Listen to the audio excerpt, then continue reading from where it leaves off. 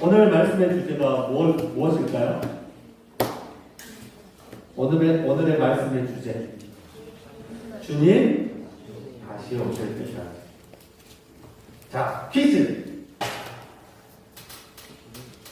주 예수여 다시 오시옵소서. 그것이 무엇일까요? 찬양도 있습니다. 자, 아는 사람 또? 주 예수여 다시 오시옵소서. 오, 예수님? 오, 정답. 네. 마라나타. 주 예수여 다시 오시옵소서. 뭐라고요? 마라나타. 자, 오늘 읽었던 말씀을 보면 그날과 그때는 아무도 모르더니 천사도 모르고 아들도 모르고 오직 하나님만 압니다. 이렇게 말씀하신 그때는 무엇을 말씀하고 있냐면 예수님께서 이 땅에 무엇으로 오셨죠? 한번 따라할까요? 성육신. 분명히 예수님은 인간으로 이 땅에 오셨지만 누구의 아들이시죠? 하나님의 아들이십니다. 그래서 예수님은 우리와 다르게 엄마와 아빠를 통해서 난 것이 아니라 여자인 마리아와 성령으로 잉태되었다 분명히 말합니다. 여자의 몸으로 인간으로 오셨고 그리고 무엇으로 잉태됐다고요? 성령 하나님을 통해서 잉태되었기 때문에 참 사람이요 참 하나님이신 분이 누구시라고 말씀하시죠? 예수님이 성육신하여서 이 땅에 오셨습니다. 그 예수님이 이 땅에 오셔서 공생의 사역을 하시는데 무슨 사역들을 하시죠? 생명을 살리는 사역을 합니다.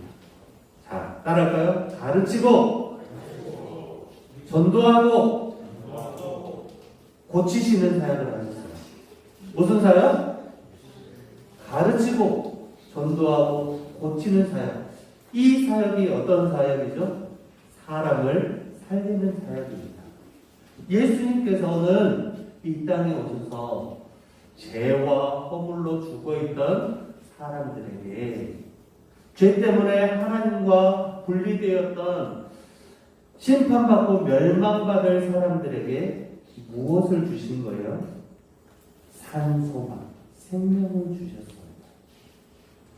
그 생명을 주시기에 예수님이 하셨던 일은 자기 몸을 찢기시고 피 흘리심으로 우리에게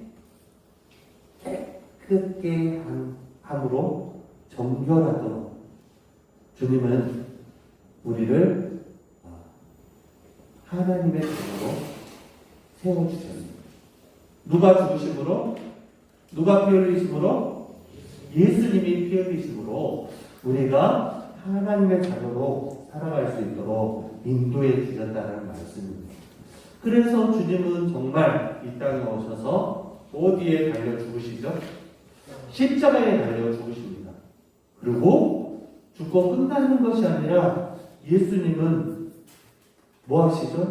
생명을 살리는 사역을 하시잖아요. 예수님 스스로가 죽고 끝나요? 아니면 다시 살아나요?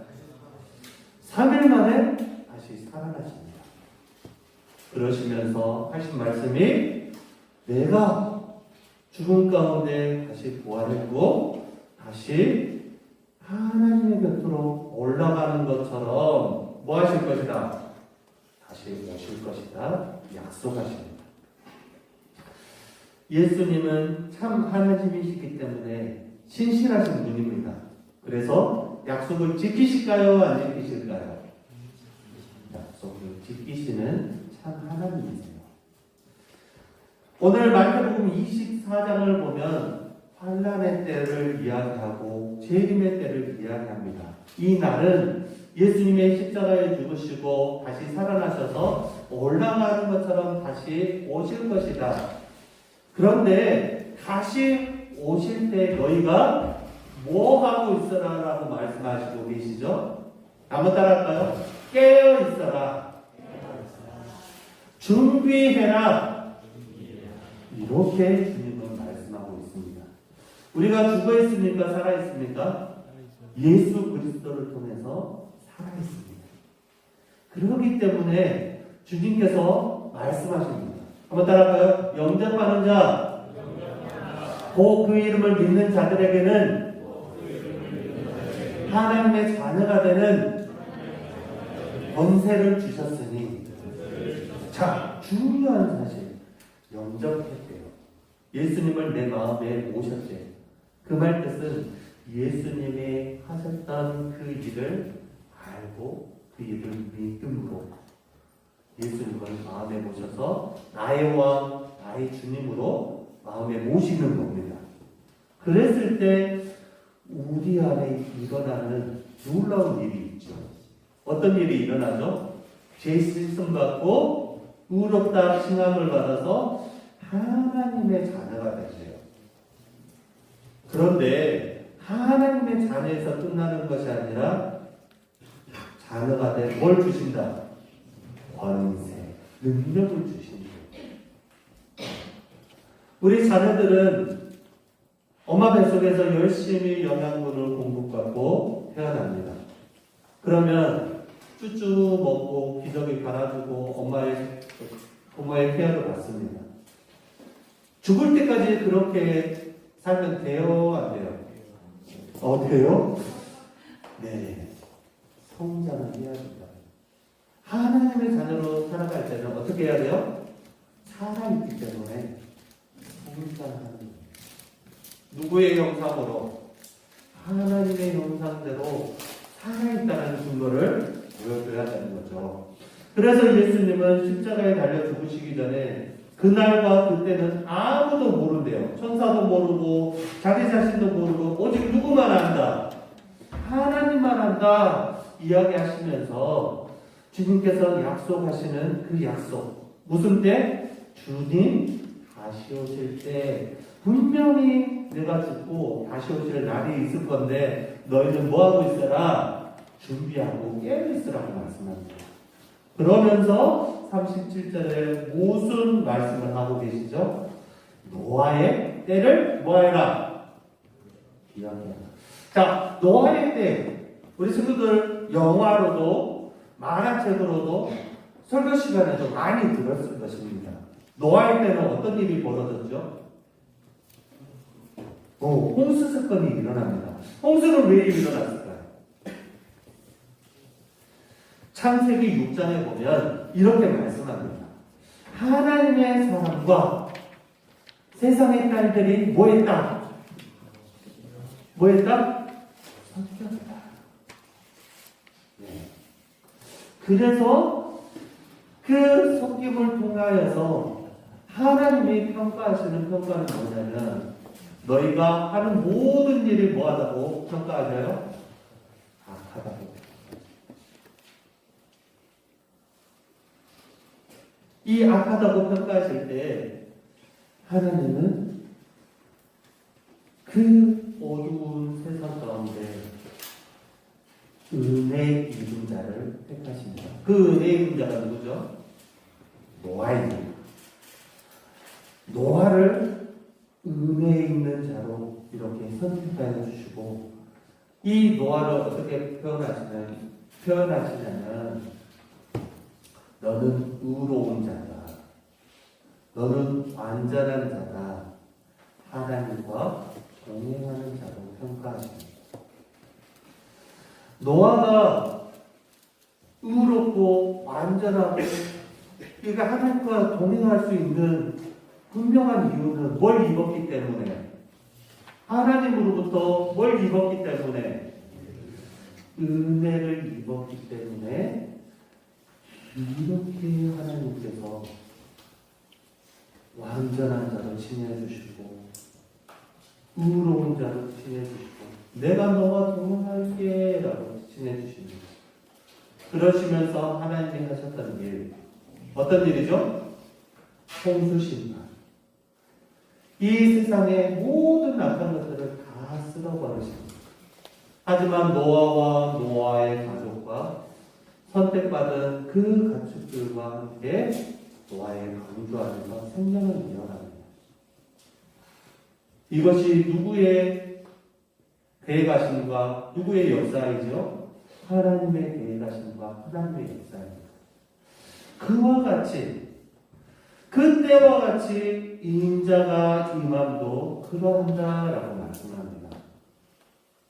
노아의 때에 섞여서 하는 모든 일이 악하다고 평가할 그때와 지금의 시대는 어떨까요?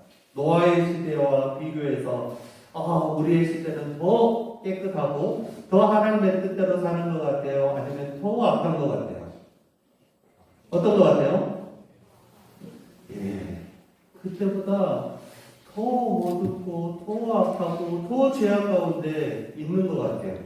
그래서 성경 전체적으로 보면 하나님은 이 심판의 때, 이 주님이 다시 오실 때는, 이 재림의 때는 하나님께서 분명하게 말씀하시는 것이 종말이 온다고 말씀하십니다. 그래서 이 종말에 대한 이 메시지를 다니엘서를 통해서, 그리고 신약의 마지막 성경 뭐죠? 요한계시록을 통해서 예언하시면서 우리에게 알려주시는 말씀이 있습니다. 이 종말의 7가지 징조에 대해서 정리해 왔는데요. 첫 번째, 이 종말의 징조가 올 때 어떤 증상들이 나타나냐면 거짓 그리스도와 거짓 선지자들이 출현합니다. 자, 이 시대 가운데 거짓 선지자, 자기가 그리스도라고 이야기하는 사람, 자기가 신이라고 이야기하는 사람 있어요, 없어요? 자, 누가 있어요? IQ가 2만인 사람, 신천지 2만. 또 누가 있어요? 네, 지금 난리죠. 나는 신이다라고 했었던 종명석 JMS 난리잖아요. 자기가 메시아이기 때문에 그 여자들을 정결하게 해준다고 이렇게 보롱이를 들어가는. 우리나라에 엄청나게 많은 자기가 메시아라고 그리스도라고 하는 사람들이 많습니다. 지금 이 시대에 일어난 일들입니다. 자, 두 번째는 민족과 민족이 나라와 나라들이 대적하고 전쟁한답니다. 지금 이 시대 가운데 세계적으로 볼 때 전쟁이 있어요, 없어요? 있죠. 러시아와 이렇게. 그리고 굉장히 종교적인 전쟁으로 이슬람 교도들이 전 세계에 퍼져서 굉장히 나라들을 힘들게 합니다. 포교 활동을 전쟁하는 것처럼 해요. 어떻게 해요? 일부 갇혀져 있기 때문에 결혼하고 아이를 낳게 되면 다 이혼해버립니다. 그래서 우리나라 사람들도 많이 상처를 입습니다.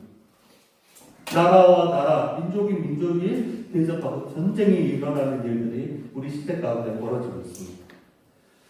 그리고 곳곳에 기근과 지진 일어나요? 안 일어나요?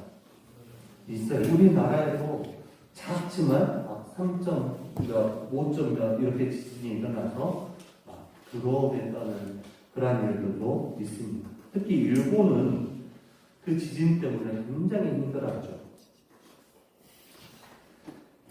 그리고 네 번째는 복음이 온 세상에 전파될 것이다 이렇게 말씀합니다. 복음이 온 땅에 전파되었을 때 누가 오실 것이다? 예수님께서 다시 오실 것이다. 그렇게 말씀하고 계십니다. 그리고 다섯 번째는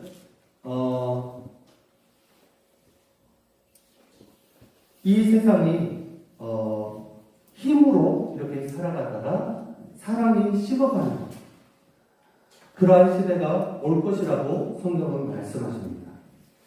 그리고 여섯 번째는 멸망에 가증한 것이 거룩한 곳에 설 것이다. 이렇게 말씀하십니다. 멸망에 가증한 것이 거룩하게 선다라는 것은 무엇이죠? 생명으로 이렇게 나아가야 되는데 생명으로 나아가지 못하게 하고 멸망, 그리고 그 가증한 것이 거룩한 것을 삼켜버린다는 뜻이죠. 이 세상 주관하는 사탄 마귀는 목적이 어디에 있죠?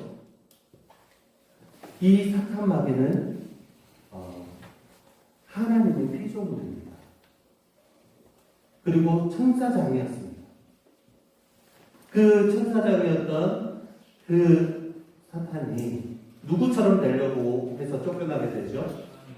하나님처럼 되려고 해서 쫓겨나고, 그리고 자신의 그 무리와 함께 하나님과 멀어지게 되고 쫓겨나게 돼서 결국은 하나님과 대적하는 관계가 됐습니다. 그래서 자신의 그 목적대로 하나님의 형상으로 회복되어지는 그 영혼들을 미혹하고 사망에 이르게 하는 목적을 갖고 있는 것이 사탄입니다. 이 멸망에 가지는 것이 거룩한 곳에 설 때 종말의 그 때가 임할 것이다 라고 말씀하고 계십니다. 마지막 7번째, 많은 사람이 왕래하고 지식이 더할 것이다, 이렇게 주님은 말씀하십니다. 이렇게 징조의 메시지를 들었을 때 종말의 때가 가까이에 있는 것 같아요? 멀리 있는 것 같아요? 가까이 있는 것 같아요? 멀리 있는 것 같아요? 주님 다시 오실 때가 임박한 것 같아요? 아니면은 멀리 있는 것 같아요? 임박한 것 같아요.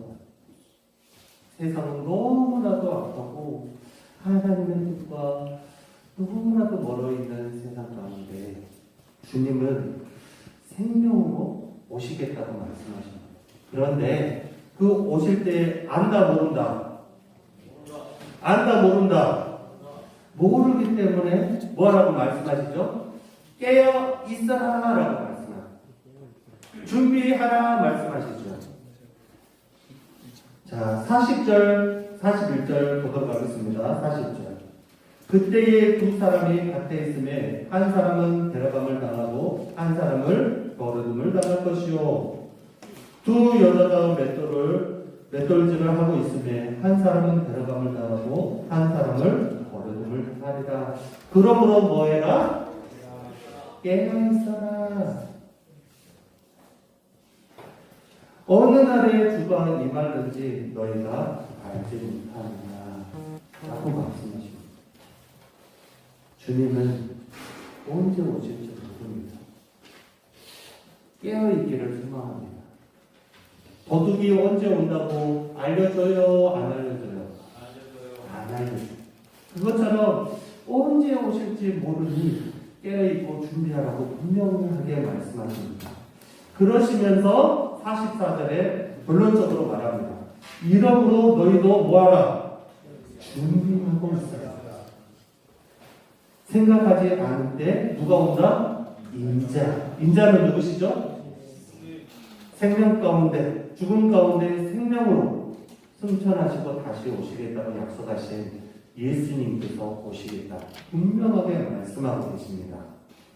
중요한 사실은 예수님을 믿는 자와 예수님을 믿지 않는 자, 노아의 때와 동일하게 은혜를 입은 자와 은혜를 입지 않는 자, 어떻게 되죠? 은혜를 입지 않는 자는 심판받고 멸망받아 죽게 됩니다. 하지만 은혜를 입은 자, 예수님을 왕으로 모시고 영접하는 하나님의 자녀라면 어떻게 되죠? 구원받습니다. 하나님의 나라에 소망이 있다는 것입니다. 그래서 너희는 준비하고 깨어있으라 말합니다. 베드로서 3장 11절 12절에 이렇게 말씀합니다. 너희가 어떠한 사람이 되어야 마땅하냐? 거룩한 행실과 경건함으로 하나님의 날이 임하기를 바라고 간절히 사모하라 말씀합니다. 초대교회에 예수님을 믿는 사람들은 예수님 때문에 핍박당했습니다. 예수님 때문에 톱질 당하고 거꾸로 십자가에 매달리고 사자에 가게 되고 순교하였던 그런 사람들이 있습니다. 그럼에도 불구하고 그들이 외쳤던 말이 있습니다. 뭐죠? 주 예수여 다시 오시옵소서. 말하라. 주님 다시 오실 때까지 준비하고 깨어있을 때 그 영혼들이 어떻게 되죠? 하나님께서 죽음 가운데 생명으로 옮기셨던 것처럼 그 영혼들이 하나님의 자녀로 든든히 서 있는 줄 믿으시기 바랍니다. 이 세상은 악하고 이 세상은 어둠 가운데 있습니다. 그럼에도 불구하고 예수 그리스도 그 생명 안에 있을 때 우리의 영혼은 늘 안전하고 평안할 줄 믿으시기 바랍니다. 우리의 육신은 흙으로 가지만 우리의 영혼은 어디를 향해 달려가죠? 하나님의 나라. 하늘의 소망을 두고 승리하는 저와 우리 친구들 다 되기를 소망합니다.